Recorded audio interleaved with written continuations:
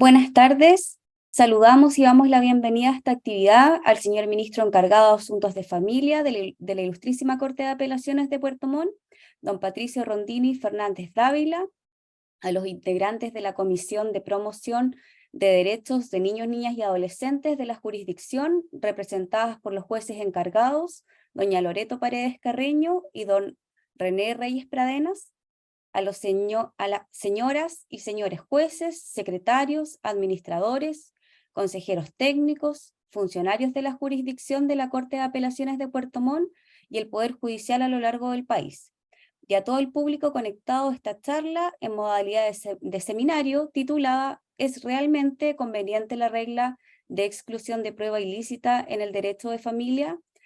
Análisis de dicha regla en contraste con el interés superior del niño, niña y adolescente.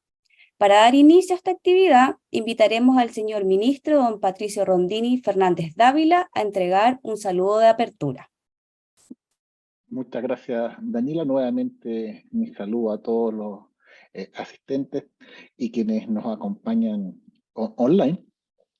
Reconocer que la jurisdicción de Puerto Montt, a través de su mesa técnica interinstitucional y de distintas comisiones y subcomisiones en que trabaja, ha sido muy activa en todo lo que diga relación en contacto con el medio, crear vínculos entre el Poder Judicial y la sociedad, y particularmente ir discutiendo distintos temas que sean relevantes desde el ámbito jurídico y social.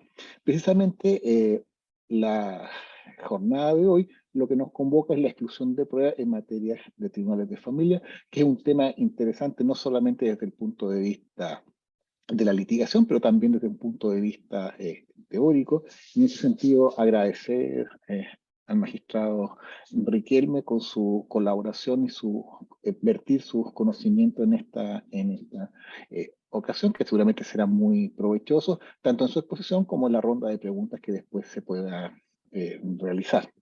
Así que mi llamado es a sacar el mayor rendimiento posible a la actividad, al expositor, y también agradecer a la subcomisión que lo organizó, y también a todos los que forman parte de esta jurisdicción por el continuo aporte y colaboración que tienen para con la jurisdicción y en particular con la Corte de Apelaciones en asuntos de familia.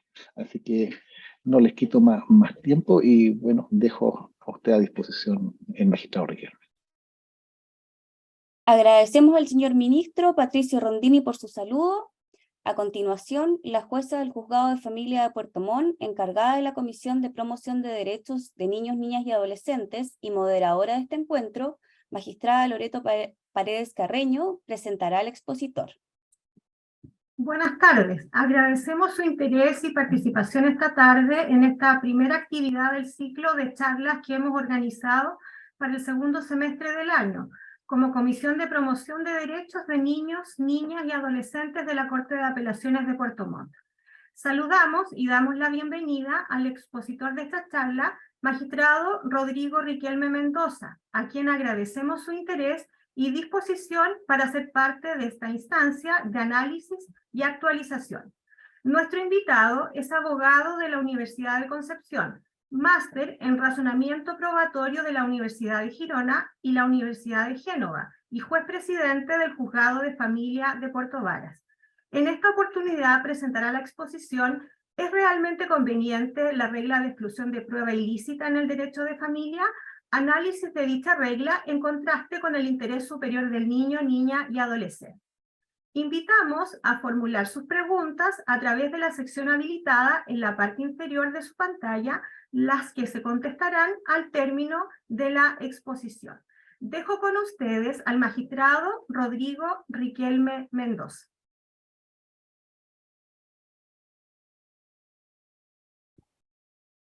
Bien. Muchas gracias, Loreto. Quisiera comenzar dando un cordial saludo al señor ministro, don Patricio Rondini.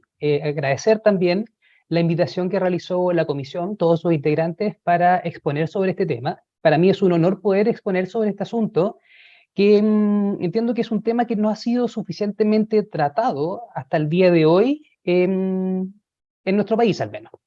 Y el objetivo, como el nombre lo indica, es analizar la procedencia de la prueba ilícita en materia de familia. Y para ello me voy a permitir primero proyectar un PowerPoint.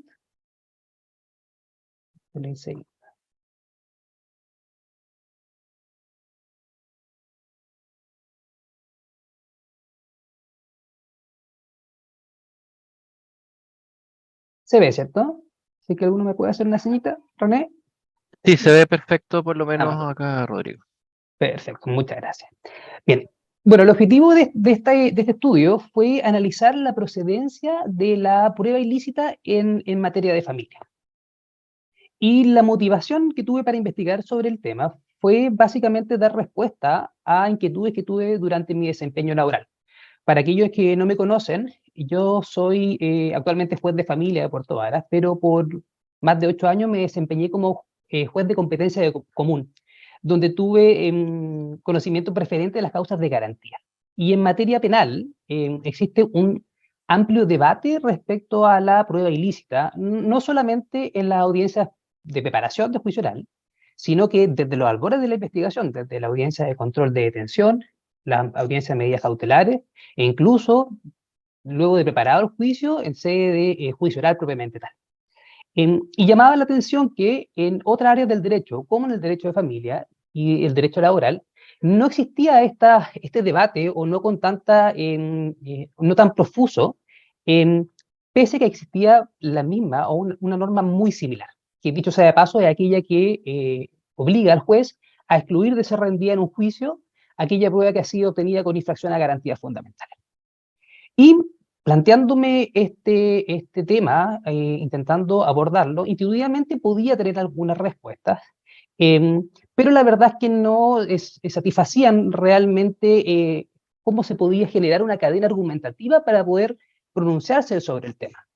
Y teniendo ciertos conceptos conocimiento de ciertos conceptos básicos de la institución, sobre todo que había nacido en Estados Unidos y que solamente se aplicaba en el derecho penal y para la prueba de cargo de la fiscalía, llamaba aún más la atención que se haya extrapolado esta regla a otras materias del derecho. Y por tanto me aboqué al estudio, como también objeto de mi trabajo final de máster, que se señaló al inicio en la presentación. Y básicamente esta exposición es dar ideas de cómo se puede tratar el tema, hacer presente lo poco tratado por la dogmática en general respecto al asunto, y convidar a todos a poder investigar sobre la materia y aportar sus ideas, como lo señalaré al final de la exposición. Quisiera partir con unas prevenciones, y es que la primera parte de la exposición tiene temas que son bastante teóricos y por tanto no los voy a poder tratar a profundidad por la extensión que me dieron de la exposición. Así que intentaré tratar los temas básicos y para posteriormente abocarme a aquellos que son de más utilidad práctica. Y también otra prevención que quiero hacer es que este análisis que yo realicé es desde la epistemología jurídica y no tanto desde la solución judicial, sin perjuicio de que, de todas maneras, al final de la exposición, daré ciertas ideas de cómo se podría solucionar judicialmente esta materia. Bien, para comenzar, ya es de conocimiento público, creo que todos lo conocen, que desde inicio del año 2000 hasta el año 2004 existió en nuestro país una actualización legislativa bastante profusa, particularmente de aquellos códigos que establecían procedimientos. Desde el Código Procesal del año 2000, año 2000 a la Ley de Tribunales de Familia del año 2004, se cambiaron todos los procedimientos que originalmente eran escritos para dar paso a procedimientos orales en que regían principios como la inmediación, concentración, etc. Y donde se trajo la regla de la prueba ilícita desde materia penal a todos estos procedimientos nuevos. Y la verdad es que, indagando sobre el tema, no existe mayor desarrollo ahí dogmático. La verdad es que los académicos no le han dedicado mayor tiempo. Sí, hay trabajos sobre el punto y sumamente valiosos, y lo mismo puede decirse de la jurisprudencia. No hay muchos fallos que se pronuncien sobre el tema. No solamente sobre la procedencia de la prueba ilícita, sino que también sobre todos los cuestionamientos asociados a ella, como puede ser cómo se tiene que probar, en qué momento debe plantearse, existe posibilidad de valoración negativa, se aplican las excepciones a las pruebas ilícitas, como ocurre en materia penal, etc. ¿Ya? Por tanto, al primer lugar donde había que acudir ante esta escasez dogmática era a la historia de la ley. Y yo creo que ninguno se va a sorprender que la historia de la ley, en sus más de 1000 hojas de discusión en la comisión, en la Cámara de Diputados y en el Senado, la verdad es que no hay nada. No existe mayor referencia a el motivo por el cual se trajo esta norma, solo una referencia en cuanto a que la propuesta inicial era que se tenía que aceptar toda la prueba lícitamente obtenida y al final quedó como excluir aquella ilícitamente obtenida, que es básicamente lo mismo. Por tanto, ante esa escasez de información, había que analizar el concepto propio de la prueba ilícita para determinar si realmente tiene asidero en el derecho de familia. Y para avanzar con eso, primero hay que aclarar ciertos conceptos o presupuestos que cimientan esta discusión y que son bastante arios porque dicen relación con la filosofía del derecho. Por tanto, no lo voy a tratar a profundidad, pero sí quiero dejar claro algunas cuestiones. Por ejemplo, que en el proceso, que como sabemos es la herramienta dada para la solución de conflictos, existen o conviven muchos fines y muchos derechos. Y uno de los objetivos principales del proceso debe ser la búsqueda de la verdad. ¿Y cómo se realiza la búsqueda de la verdad? A través de la reconstrucción judicial de los hechos. Y esto se hace a través de los medios de prueba, que son básicamente los instrumentos para poder, dentro de un proceso, fijar los hechos siempre con una visión teleológica o con miras de alcanzar la verdad. Y por lo mismo, dentro del proceso conviven distintos derechos y principios que muchas veces colisionan entre ellos. Uno de los principios que más importante, perdón, me había saltado la lámina del PPT. Uno de los principios que vive en el proceso y que es un derecho fundamental es el derecho a la prueba. Y el derecho a la prueba, en términos muy sencillos, puede ser definido como la utilización de cualquier medio de prueba necesario para acreditar lo debatido en el proceso, bien sea los hechos a probar o los requisitos de la acción que se intente. Y este derecho a la prueba, que es un derecho fundamental, que está reconocido tácitamente en nuestra legislación, en la Constitución particularmente, bien sea extraído del debido proceso o del derecho a la defensa, el artículo 19, número 3 de la Constitución, tiene que convivir con otros derechos fundamentales dentro del proceso. Aquí en la lámina, si lo pueden advertir, hay una figura, perdón, más de alguno lo debe reconocer, que está con gorro, es Jeremy Bentham, que sostiene desde hace mucho tiempo la libertad probatoria muy amplia. Y por el otro lado está Luigi Ferrajoli, que es uno de los principales autores sobre el garantismo jurídico y que insta siempre por el respeto y respecto a los derechos humanos. Por tanto, siempre va a haber una colisión dentro del procedimiento entre el derecho a la prueba por un lado y los derechos fundamentales. Y el derecho a la prueba, como señalé, siempre va asociado con la búsqueda de la verdad, que es uno de los fines más importantes dentro del procedimiento. Y, como señalé, el derecho a la prueba no pervive o no vive solo dentro del procedimiento, sino que tiene ciertas limitaciones. Y una de las limitaciones a probar es precisamente la prueba ilícita, que puede ser definida como aquella obtenida practicada con vulneración de derechos fundamentales. Para efectos de este trabajo, lo más importante es la obtención con vulneración de garantías fundamentales. Y esta limitación al derecho a la prueba viene a restringir el caudal probatorio, siempre en aras a maximizar o de la maximización de otros intereses relevantes dentro del proceso. Por tanto, es una regla contraepistémica que viene a limitar la búsqueda de la verdad para darle preferencia a otros derechos que, como decisión política, se estiman más importantes dentro del procedimiento. El origen de la prueba ilícita, como seguramente más de alguno sabe, es el derecho penal, que es bastante lógico porque en el derecho penal es donde existe un cruce intenso de intereses. Por un lado está el interés de la sociedad, del Estado y de la sociedad en conjunto de que se investigue, se persiga y se sancione a aquella persona que se desajusta a los cánones socialmente establecidos.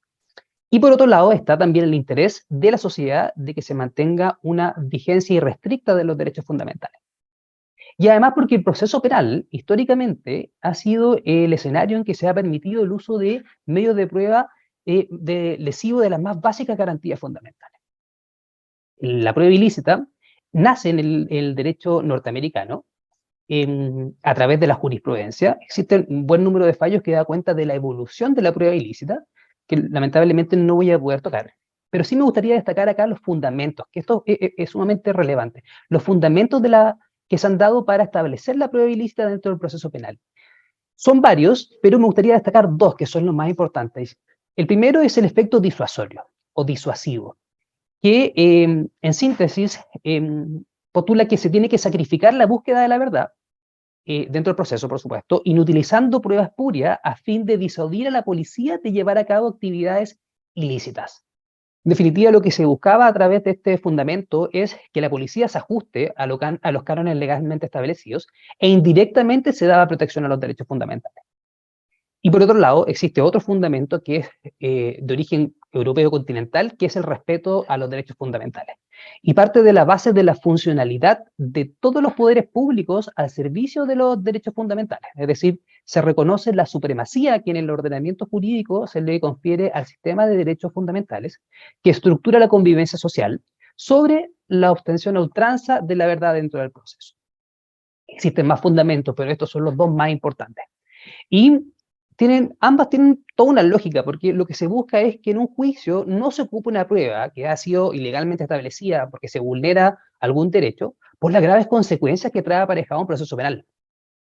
Recordemos que el proceso penal lo que se busca es el castigo, sancionar a una persona por la comisión de un crimen sin delito. Por tanto, es impensable que el Estado pueda valerse de prueba ilícita, mal obtenida, para sancionar y privar de un derecho tan básicos como la libertad de una persona. Incluso en algunos países, incluso la vida, al persistir la pena de muerte.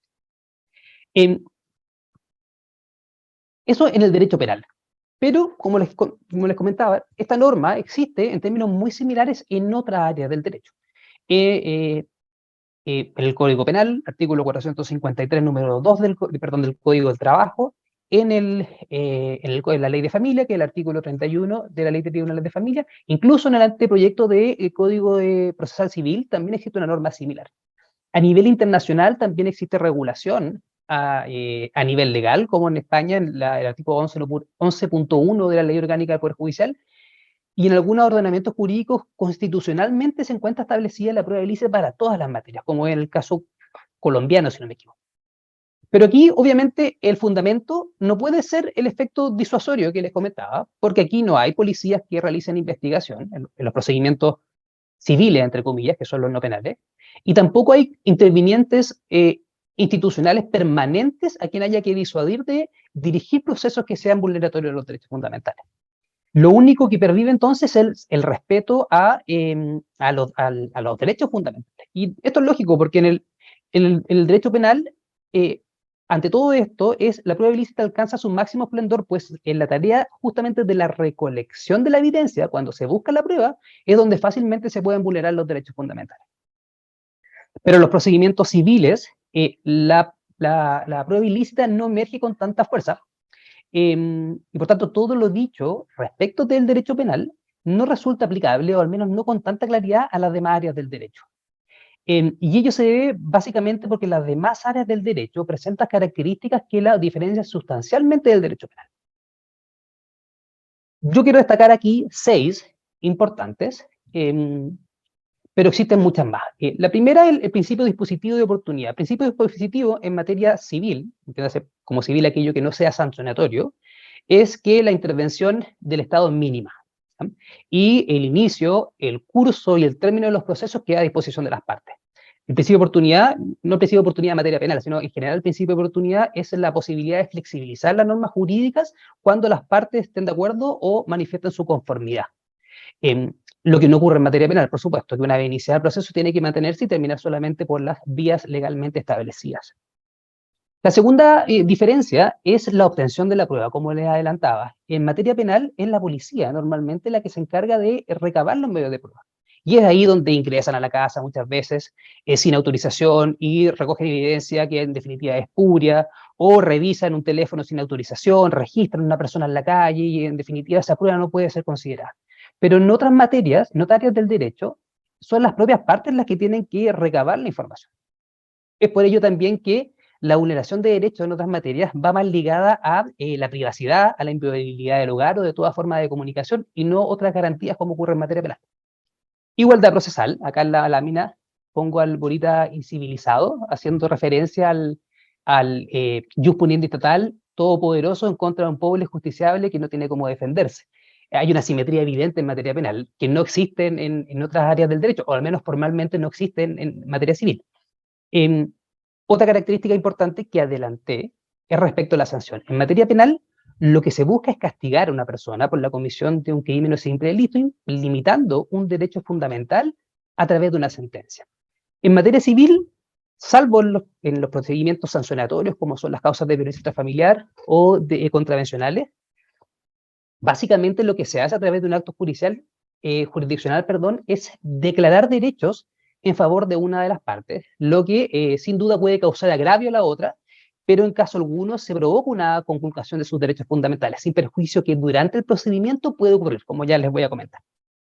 Y finalmente, que un punto también importante es que en materia civil ambas partes son titulares de derechos fundamentales, algo que no ocurre en materia penal.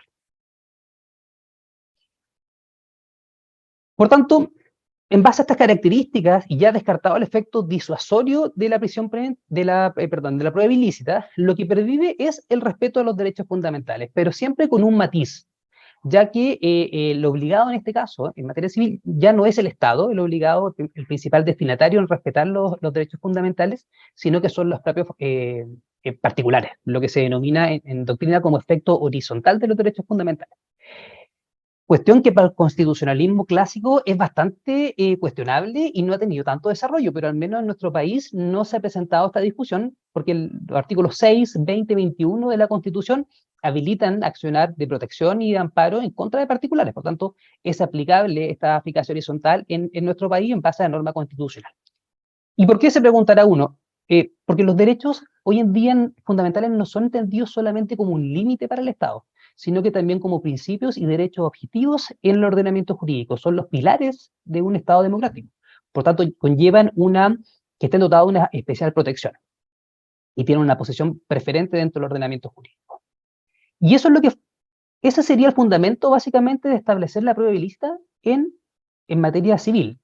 Existe otra teoría que es la de la buena fe procesal, que es básicamente que las reglas del juego están dadas y que no se puede buscar un objetivo a cualquier costo, sino que hay que respetar las reglas establecidas legalmente, que a mi juicio no explica realmente lo que es por qué se tiene que establecer la prueba ilícita en materia civil. Solamente el efecto el respeto a los derechos humanos sería el fundamento subyacente al establecimiento.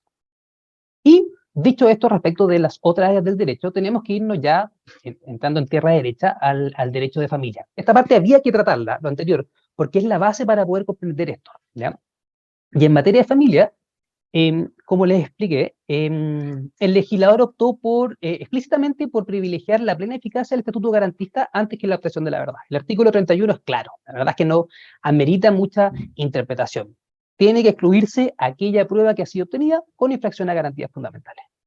Y como también le adelanté, esta norma no ha presentado mayor desarrollo, pero lo que hay también ha sido valioso. ¿Por qué no ha presentado mayor discusión? Bueno, eso queda abierto a la opinión de cada uno. Puede ser para algunos por la subvaloración que tiene el derecho de familia, en que hay algunos autores que dicen que no existe un debate jurídico rico como otras materias, sino que se abarca otras áreas de las ciencias sociales, o derechamente porque no está en la agenda pública. Recordemos que cuando hay un caso penal en que queda absuelta una persona que para el común de la gente es injustificado, muchas veces se debe precisamente a que durante el proceso de investigación Carabineros cometieron abusos, o Policía de Investigaciones cometieron abusos en que la prueba en definitiva no pudo ser valorada por los jueces. Por tanto, al no estar en la palestra pública, muchas veces este tema no es de conocimiento.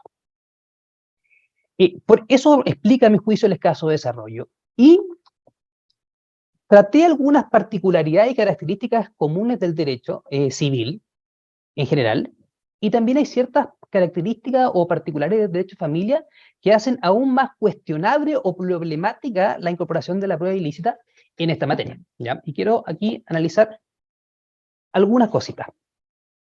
Lo primero es que el derecho a familia hoy en día no es un cuerpo normativo rígido. Se estructura en base a principios propios del área, como son la autonomía privada de los padres, intervención mínima del Estado, autonomía progresiva, no discriminación entre los progenitores, interés superior del niño y niño adolescente, etc. En materia de familia tampoco existe una simetría, o al menos existe una igualdad formal entre las partes. ¿Ya? No se busca en general una sanción, sin perjuicio del rol tutelar que tiene el juez de familia y de protección respecto a ciertos intereses sensibles o jurídicamente relevantes.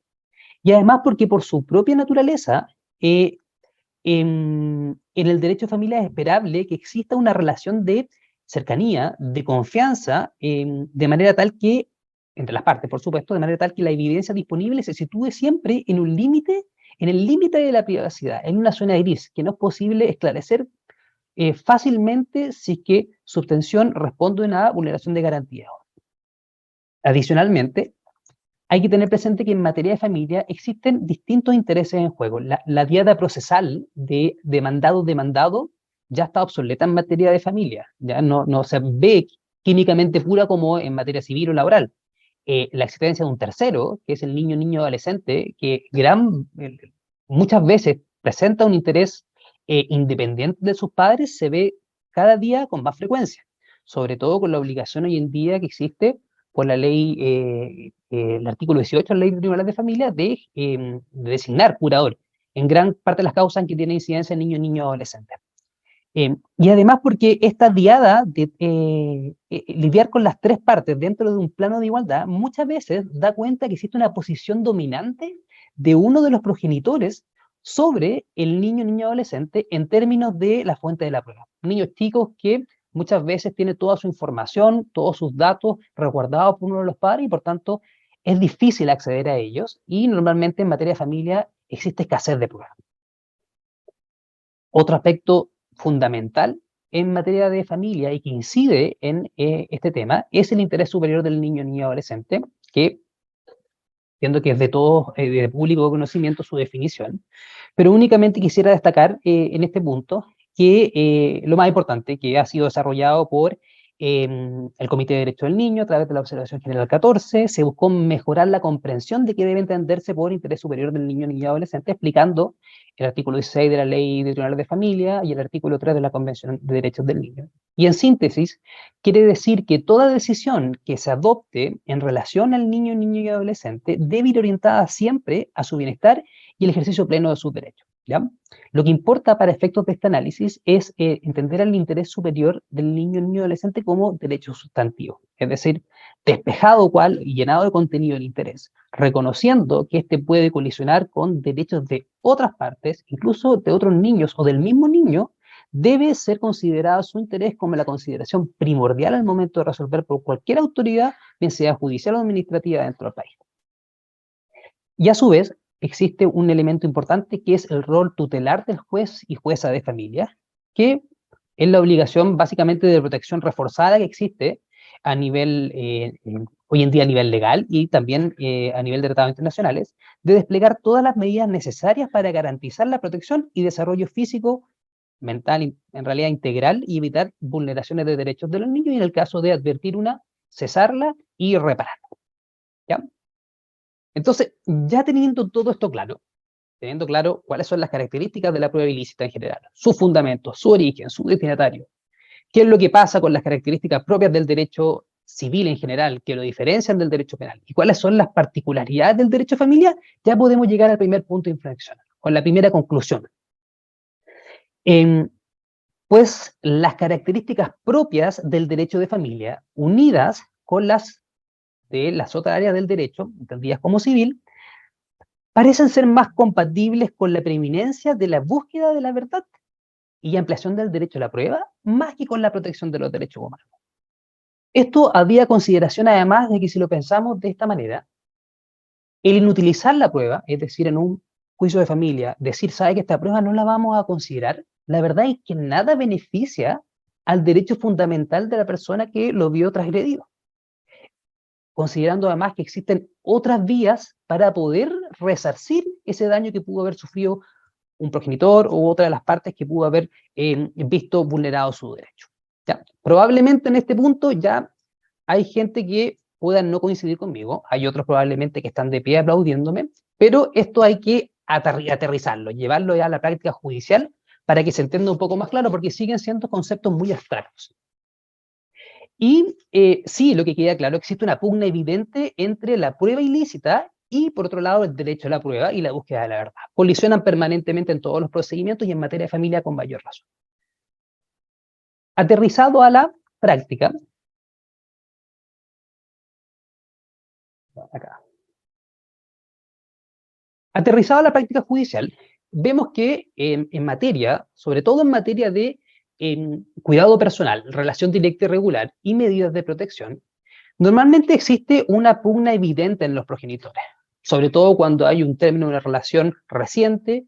Muchas veces se invisibiliza el parecer del niño y se busca básicamente instar cada uno de los progenitores por lo que es mejor para sus derechos sin pensar en el niño, ¿ya? Y muchas veces los hechos controvertidos y que requieren prueba van a ser conductas negligentes por alguno de los progenitores, a veces conductas que son reñidas con la moral o las buenas costumbres, y un buen número de veces también actos delictivos, en que existe una amenaza o una vulneración a los derechos de los niños, ¿ya? Y otra característica que vemos normalmente es que muchas veces estos actos son cometidos de manera subrepticia, o con muy pocos testigos o muy pocos medios de prueba que den cuenta de estas vulneraciones. Y ante este tipo de acusaciones o situaciones se requiere, por supuesto, la mejor aproximación a la realidad empírica, contar con la mayor cantidad de pruebas para saber qué es lo que realmente ocurrió, qué es lo que pasó. Tener pruebas suficientes y de calidad para poder acreditar esto. Lo que, como le adelanté, no se ve muchas veces en materia de familia porque tenemos escasez probatoria.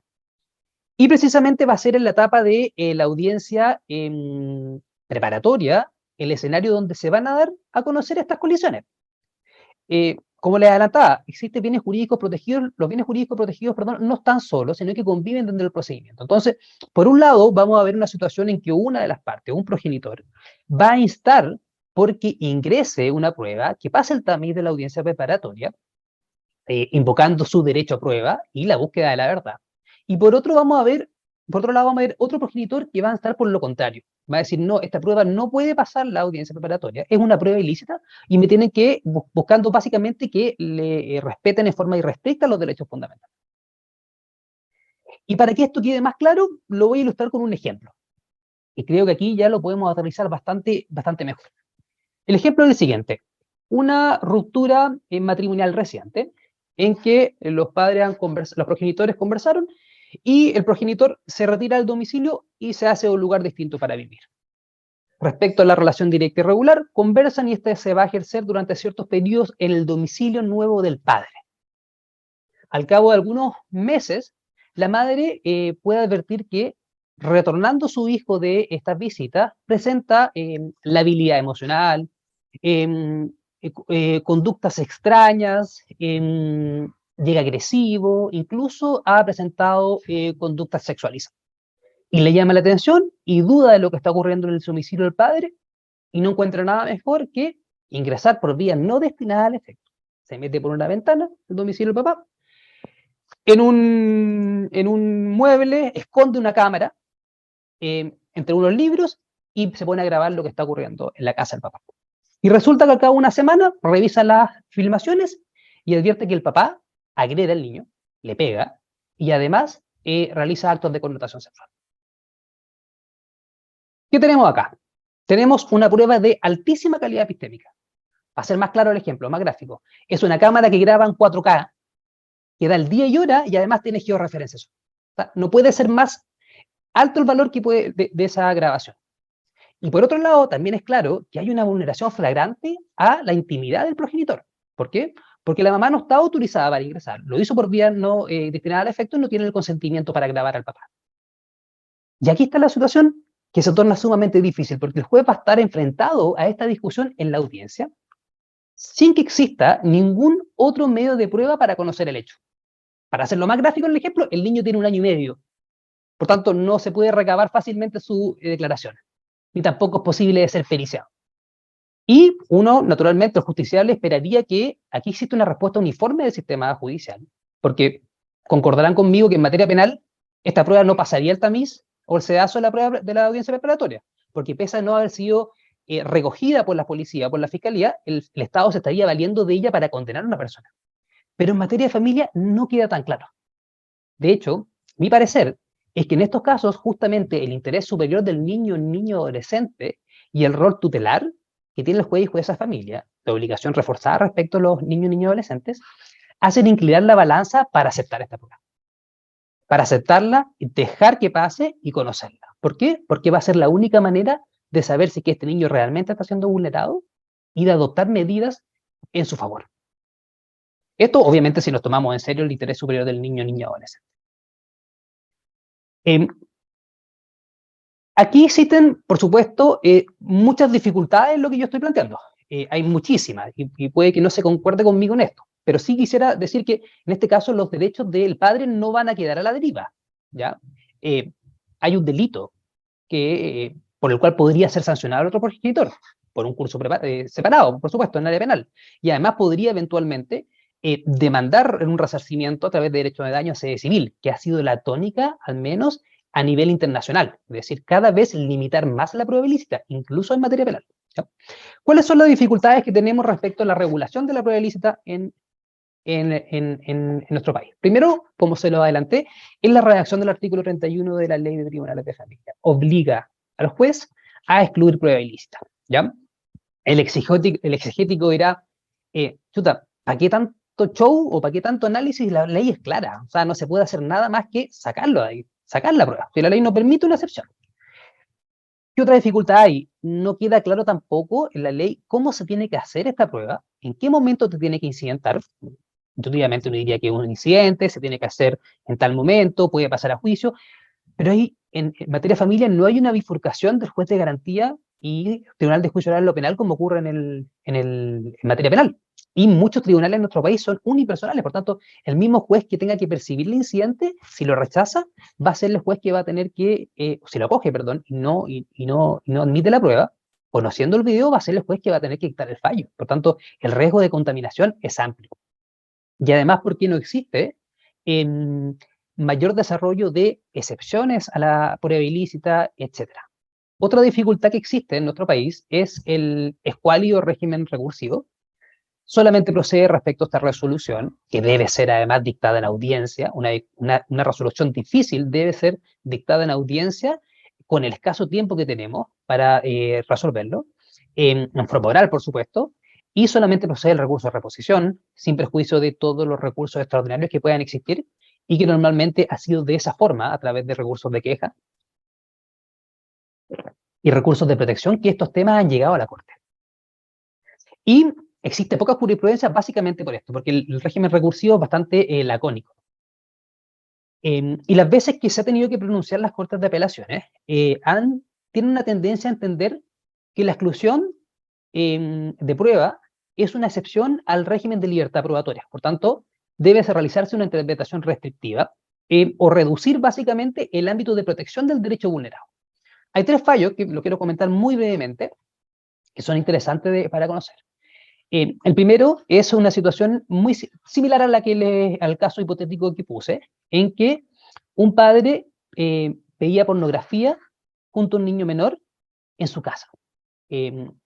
Se planteó un incidente de ilegalidad de la prueba y fue acogido en primera instancia, y a través de un recurso de queja se ordenó incluir la prueba. Y básicamente entendió la Corte que esta situación había ocurrido en el living de un domicilio común.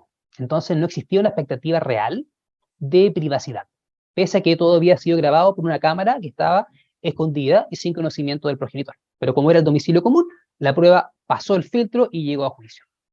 En otro caso, existió una revisión de correspondencia y de correo electrónico por parte de uno de los progenitores a la otra, y esa prueba pasó a juicio.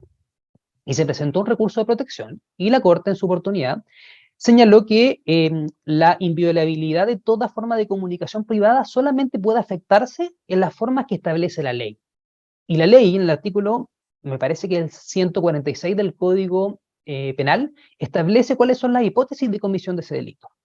Y en el inciso segundo señala que no se comete el delito cuando se realiza esta actuación respecto de cónyuges, convivientes civiles e hijos. Por tanto, señaló la Corte, si no hay una infracción penal, menos puede haber una infracción en materia civil respecto a la vulneración de un derecho fundamental.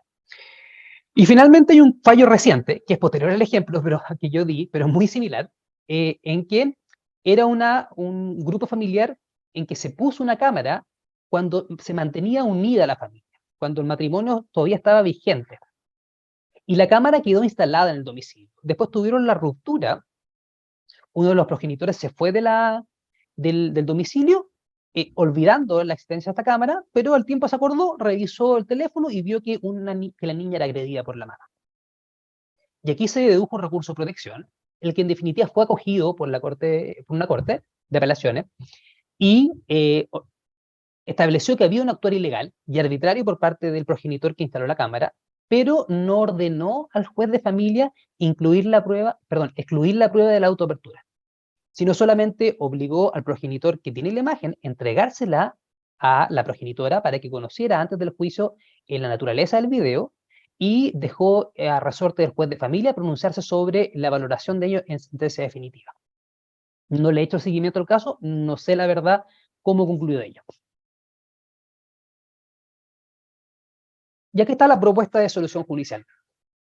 A ver, hay unas propuestas que yo creo que la primera es la más importante y creo que la que realmente solucionaría, con claridad el asunto, y que es del eje Ferenda. Debiese haber una modificación legal del artículo 31 de la Ley de Tribunales de Familia y facultar al juez de familia para excluir prueba en la medida que se pueda realizar esta exclusión a través de una fundamentación adecuada, principalmente en aquellas materias de competencia del juzgado de familia en que existen principios que lo alejan de la parte patrimonial del derecho de familia y que tienen que tener preferencia. Por tanto, siempre sujeto a justificación y llenando de contenido el interés superior del niño o niño adolescente, se debiese facultar al juez para realizar esta exclusión. Es decir, la modificación legal es de deberá, será podrá para ciertas acciones y siempre sujeto a ponderación y a modificación. Una segunda propuesta sería plantear una cuestión de constitucionalidad. Al tenor del artículo 93, número 6 de la Constitución Política, con las dificultades que ello conlleva. Como saben, hay que presentar un requerimiento formal, fundado, en forma de escrito, y uno tiene que resolver esto probablemente en una audiencia preparatoria, por tanto no tiene el tiempo para realizarlo en ese acto, y además por la tardanza que conlleva que el Tribunal Constitucional se pronuncie sobre el tema. Por tanto, es una opción, pero creo que no es la más adecuada. Puede haber también un control de convencionalidad, si estimamos que los tribunales pueden hacer un control difuso de convencionalidad y constitucionalidad, y entender aplicable el Corpus Juris de la Infancia, la Convención de los Derechos Humanos, la Convención de Derechos del Niño, y entender aplicable todas las normas del artículo 3, sus protocolos facultativos, la Observación General 14, hacerlo aplicable directamente en nuestra jurisdicción, por mandato del artículo 5 de la Constitución, la norma de reenvío, y derechamente como juez de familia declarar inconstitucional el artículo 31 y permitir el paso de la prueba. Y finalmente están dos que yo creo que pueden ser hoy en día las soluciones más adecuadas. La primera es la colisión de principios, que es básicamente aplicar el test de proporcionalidad, creado por el Tribunal Constitucional Alemán, como ustedes saben, desarrollado por Robert Alexy, que básicamente obliga a que el juez tenga que analizar a través de los 3 subprincipios de la ponderación si es que una medida es proporcional o no. ¿Ya? Y estos 3 subprincipios, bueno, son el de la idoneidad, el principio de necesariedad y el principio de proporcionalidad propiamente tal. Y analizar la medida de instalar la cámara, por ejemplo, que es el ejemplo que yo les puse, si es que cumple con todos estos requisitos. Y el primer subprincipio, que es de la idoneidad, en este se debe analizar si la medida de instalar la cámara, lo voy a llevar al ejemplo que les puse para que sea más claro y más gráfico.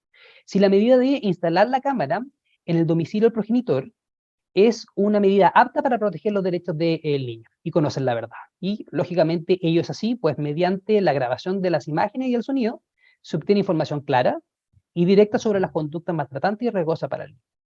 Tanto se trata de la producción de un medio de prueba altamente fiable, que en este caso no solamente entrega la imagen, sino que también la fecha y el lugar. ¿Ya? Siguiendo con el mismo ejemplo y analizando el subprincipio de la necesidad, Su principio exige que la medida sea necesaria para los fines previstos, de modo tal que no exista otra forma menos gravosa para obtener la misma finalidad. En este caso, en el ejemplo que yo les comento, la medida consiste en un medio de prueba que permite conocer que el niño está siendo maltratado y puesto en riesgo, lo que permitirá adoptar decisiones que lo protejan. Y la cuestión que debe determinarse entonces es si existía otra forma de conocer la misma información, pero de una manera menos lesiva a los derechos del progenitor. Y la verdad es que no existía otra forma, pues las conductas fueron ejecutadas por el padre, primero en un espacio privado, desprovisto de testigos que puedan declarar sobre el punto, y además porque se trata de un hecho cometido en contra de un infante, que no habla ni se expresa claramente. Por tanto, no es posible contar con su relato, ni tampoco con algún otro medio de prueba que pueda dar cuenta de su relato, como podría ser una pericia. Por lo tanto, esta medida, además de idónea, en el ejemplo, sería necesaria para los fines de protección que previstos, y si no se advierte la existencia de otro medio que pueda alcanzar los mismos fines. Y finalmente, respecto a la proporcionalidad en sentido estricto, hay que realizar una comparación entre el grado de intensidad de la afectación del derecho fundamental, en este caso el padre, con el grado de importancia del derecho fundamental que se busca maximizar a través de esta colisión. Por tanto, se debe procurar que exista un cierto equilibrio entre los beneficios que se obtienen por la protección del derecho y los perjuicios que se derivan para el derecho que se ha visto limitado. En este caso tenemos por un lado el derecho a la prueba y la búsqueda de la verdad, y por el otro lado el derecho fundamental de la inviolabilidad del hogar del progenitor. Y hay que sentarlos frente a frente y ponderar, ver cómo es este balanceo. Por un lado, el derecho fundamental a la intimidad protege al individuo en su esfera privada, lo que corresponde a su vida personal, entendida como su espacio íntimo, el que no puede ser accedido o registrado por terceros sin autorización del titular, sino en los casos previstos por la ley. En este caso, la grabación fue realizada en forma subrepticia por la madre, sin ninguna autorización, por tanto, el actuar es ilícito. ¿Qué duda cabe? Ahora, ¿cómo afecta esta grabación en concreto a la intimidad del papá? Es lo que hay que establecer. Y aquí, en el caso concreto, en el ejemplo, hay al menos 4 argumentos para establecerlo. Primero, hay que considerar la circunstancia de que el registro audiovisual que vulnera la intimidad lo hacen no porque la conducta en sí sea privada, sino únicamente porque se edifica al interior del lugar, que es el espacio asegurado de privacidad. Segundo, no podría estimarse que la conducta es por sí una que deba ser protegida por esta garantía, pues se ejecuta en presencia y en contra de otra persona, que en este caso es el niño. También debe considerarse que el video es usado únicamente como medio de prueba, dentro de un procedimiento que es reservado, como son los procedimientos de familia. Solo tienen acceso las partes. Y finalmente, hay que considerar que el video, en el ejemplo, no fue publicado previamente en ningún medio de comunicación o red social, como ocurre cuando existen las funas o autotutelas masivas por particulares. Y no será además de público conocimiento. Por tanto, se puede concluir que la afectación del derecho fundamental del padre en la especie no presenta una profundidad tal que afecte su núcleo esencial. Resultaría, por tanto, compatible el uso de la videograbación con el respeto del núcleo irreductible del derecho del papá, del derecho a la intimidad. Pero por otro lado, y ya concluyendo, la inutilización procesal del registro audiovisual, es decir, no considerarlo, implicaría maximizar en toda su expresión el derecho del papá, derecho a la intimidad del agresor, a costa de dañar la esencia del derecho a la prueba, la averiguación de la verdad y, consecuencialmente, la seguridad y la integridad física del niño. Aquí la afectación sería total, toda vez que el medio de prueba derechamente no se podría rendir. En el ejemplo, además, no hay otro medio probatorio que dé cuenta del hecho, y por tanto no se podrá demostrar que el progenitor ejerce un maltrato o conducta abusiva en contra del niño, y menos el juez va a poder adoptar una decisión para brindarle protección. Por este motivo, la afectación del derecho del niño es sumamente intensa, impidiendo de modo total su ejercicio y así la protección judicial debida. Por tanto, de esta ponderación se puede concluir que la afectación del derecho, cuya titularidad es el niño, es mayor. Por lo que, considerando la proporcionalidad que se busca, el derecho menos afectado debería ceder en su beneficio. Si a ello se adiciona todo lo que yo les comenté sobre la perspectiva de infancia, esta conclusión se ve aún más corroborada pues la no satisfacción del derecho del progenitor, que solamente en el contexto judicial, implicaría la optimización real y efectiva del derecho del niño. Y finalmente, está entender que como propuesta de solución judicial, que existe una antinomia entre el artículo 31 de la Ley de Tribunales de Familia y el artículo 7 de la Ley 21.430, de la Ley sobre Garantías. Serían dos normas que regulan el mismo supuesto, y existiendo incompatibilidad entre ambas normas, habría que aplicar los principios propios para solucionar las antinomias, que sería el principio de temporalidad y principio de especialidad, y regiría en este caso el artículo 7, en que se establece el interés superior del niño y adolescente, como les comentaba, en su faz de derecho sustancial, es decir, que al momento de tomar la decisión debe inclinarse siempre el decidor por aquella que sea la consideración primordial y que permita maximizar los derechos del niño y adolescente. Y en este caso sería admitir la prueba para poder darle una debida protección.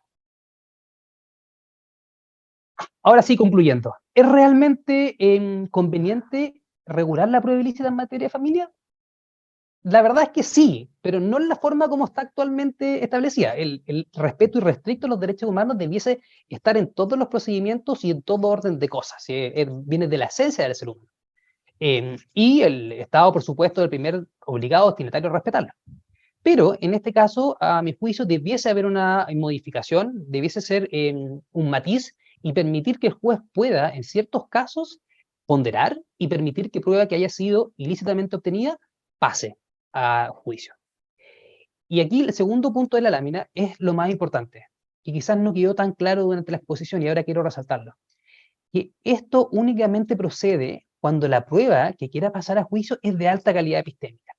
Esa grabación de WhatsApp que le dijo Juanito a Pedrito que sí, que yo lo vi, no sirve de nada, porque la verdad no es fiable, ¿ya? Si es una prueba de alta calidad epistémica, por supuesto que tiene que ser admitida en la medida que permita esclarecer alguna situación que esté afectando al niño o niña adolescente. Y finalmente, como también les adelanté, los derechos fundamentales desde esta interpretación no quedan desprotegidos. ¿Por qué? Porque, como les adelanté, solamente se estaría vulnerando este derecho dentro del contexto judicial, pero quedaría salvo el progenitor cuyo derecho fue vulnerado, iniciar una acción penal en contra del otro progenitor, perseguir su responsabilidad y que sea sancionado, o directamente buscar algún tipo de resarcimiento en sede civil por los perjuicios que pudo haber sufrido. Esa es mi humilde exposición, espero que les haya gustado. Obviamente esta es una idea que tiene que ser desarrollado, sería muy útil contribuciones, comentarios y dudas respecto al tema. Dejo ahí el link donde se puede descargar el trabajo, que es el repositorio de la Universidad de Girona, y también dejo mi correo electrónico por si alguien no alcanza a hacer alguna consulta o quiere hacerla con mayor calma, lo puede escribir directamente y yo feliz de poder contestar y contribuir en este debate que es muy rico y creo que es muy útil para el desarrollo de la materia, sobre todo a nivel judicial. Muchas gracias. Muchas gracias, Rodrigo, por tu exposición. De verdad es un tema no tratado, interesante, debatible. Y es bueno que se plantee este conflicto o estas situaciones en la jurisdicción. Tenemos algunas preguntas de los asistentes. La primera que me han hecho dice, respecto de la incorporación de la prueba ilícita, como el ejemplo que dio del video, ¿se puede incorporar a través de un tercero que haya visto dicho video? Por ejemplo, que el curador tome conocimiento de prueba ilícita e incorporar el conocimiento que tiene dicha prueba. Está sin audio, Rodrigo.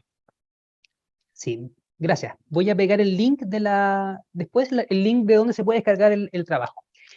Esa decisión dice básicamente dar respuesta a la fiabilidad del medio probatorio. A ver, el curador que va a representar los derechos del niño sería un testigo de un video, según entendí en el ejemplo, o de un audio. Y lo que se busca es que declare el curador, así lo entendí, que declare el curador o que un audio en que el curador reconoce eso es discutible. Creo que está en el limbo de lo que podría pasar o no pasar en la audiencia de juicio. pensando que el curador tiene la obligación de ser objetivo, tiene, por supuesto, que representar el interés manifiesto del niño y adolescente, instar también por interés superior, pero también es objetivo en su parecer. Entonces, podría estar en un punto gris. Si me apuran, con lo que pienso al día de hoy, creo que no satisface el estándar de fiabilidad de un medio de prueba. Creo que, en este sentido, si estamos, entre comillas, no llamando que cometan delito, pero sí justificando una comisión de un delito para potenciar o maximizar un derecho que estimamos que es más relevante, tenemos que ser sumamente exigentes. Y tiene que ser algún medio de prueba que tenga un nivel epistémico mucho mayor, ¿ya? Pero es un punto que se podría analizar. Bien.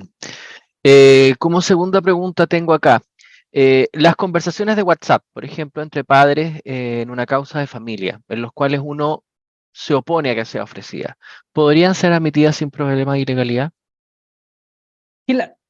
Cuando uno, según entiendo, cuando uno baja la aplicación de WhatsApp, suscribe una aceptación para poder utilizar la aplicación y está permitiendo primero que se traten los datos que ahí que se manejan. Y primero, eso por un lado, entonces podría ser utilizable sin ningún tipo de ilegalidad. Y lo segundo es que si una persona emite un audio o escribe por WhatsApp, se lo está enviando a otra persona y pierde este espacio de resguardo de intimidad.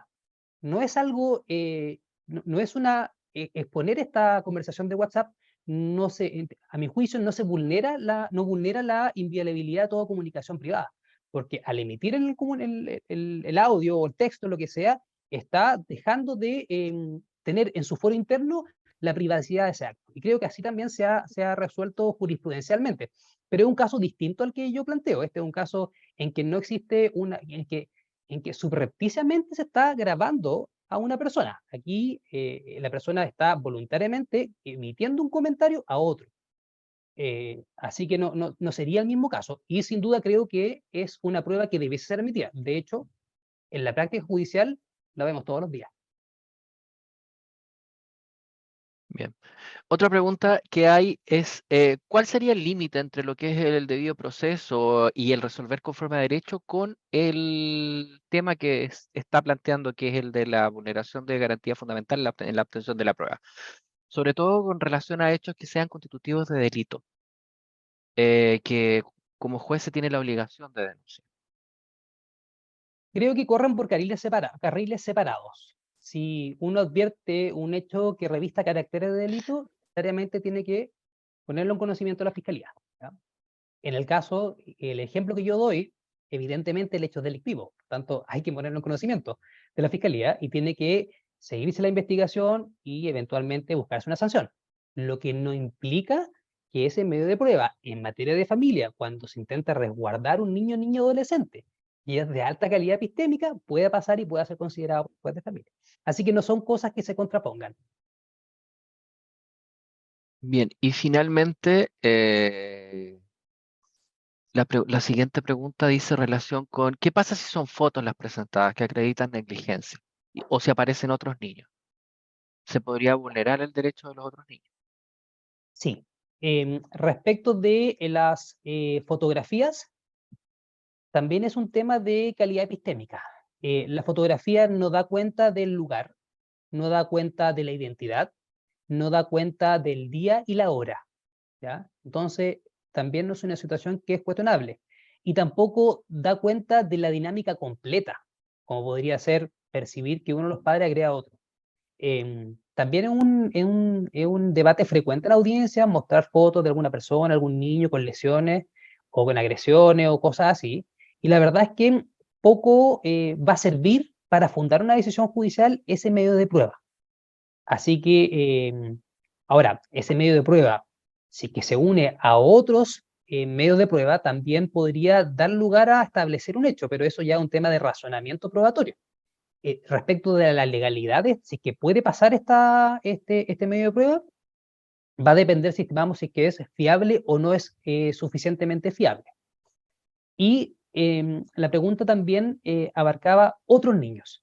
Bueno, en la medida que, zanjando la discusión que puse primero sobre la fiabilidad y que esa foto dé cuenta de una vulneración de derechos también de esos otros niños, que no sea el hijo de las partes que están en litigio, también pudiese ser conocida por el juez de familia. Y también pudiese pasar el matiz, perdón, el tamiz de la audiencia preparatoria. Bien.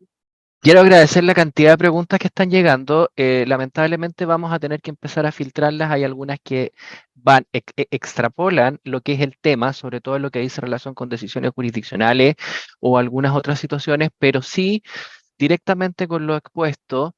Me preguntan, pero hoy en día con las herramientas tecnológicas que existen se pueden modificar audios o textos en una conversación. Tendría que ser motivo de análisis. Concuerdo, concuerdo.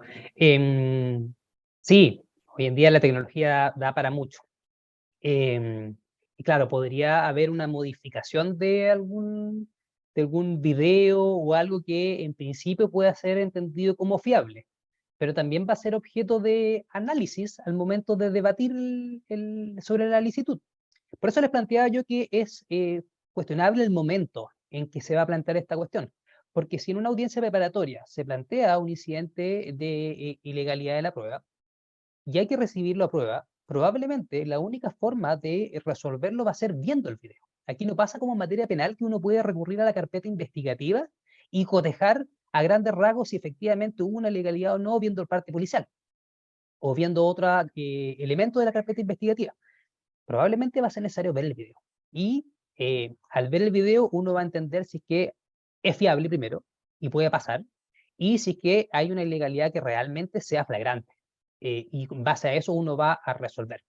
Ahora, el caso que se plantea es bastante, creo que va a ser bastante de poca frecuencia, a no ser que los progenitores que estén en litigio sean ingenieros informáticos o tengan la capacidad de editar un video con los costos que ello conlleva y también con los riesgos que ello conlleva, porque podría ser también constitutivo de delito esa situación. Bien. Hay otra pregunta que manifiesta, ¿por qué sugiere que una hipótesis de ponderación sería distinta a una autonomía? ¿En qué momento define la calidad epistémica de un medio de prueba?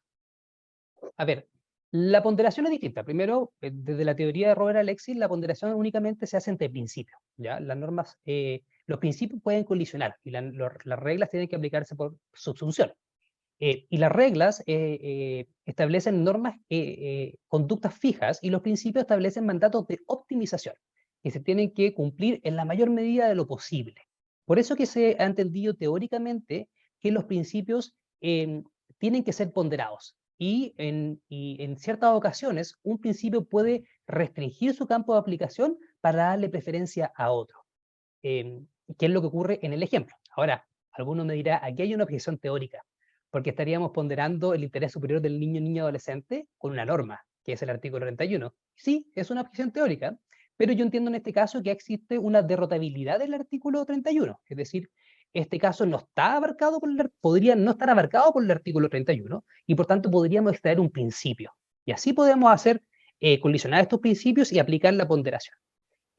Sin perjuicio también de entender que la ponderación, perdón, que el principio de interés superior del niño, niño, adolescente está positivado en el artículo 7. Por eso que otra de las posibles soluciones que yo ofrezco es el tema de la antinomia, porque sería ahí regla contra regla, que abarcan un mismo supuesto, a mi entender, que sería particularmente esta situación. Y ahí habría que aplicar los principios propios de solución de antinomias, como sería el principio de temporalidad. La ley 21.430 es posterior a la ley de tribunales de familia, que es básicamente lo que pasó recuerden, con la ley de matrimonio civil y con la ley de tribunales de familia respecto a la valoración de la prueba. Básicamente lo mismo. Y especialidad, que la ley de garantías es más específica sobre el tema de niño y protección, de niño, niño, adolescente, y la ley de familia es más general. Y así se solucionaría. Esas serían las dos vías. Bien. Rodrigo, te agradezco como comisión la disposición. Hay muchas preguntas. Estoy contestándoles a todos que te escriban al correo para poder contestarlas. Tratamos de filtrar o traté de filtrar las más relevantes al tema en particular que expusiste, así que Te agradezco mucho la exposición y dejo a Daniela para el cierre.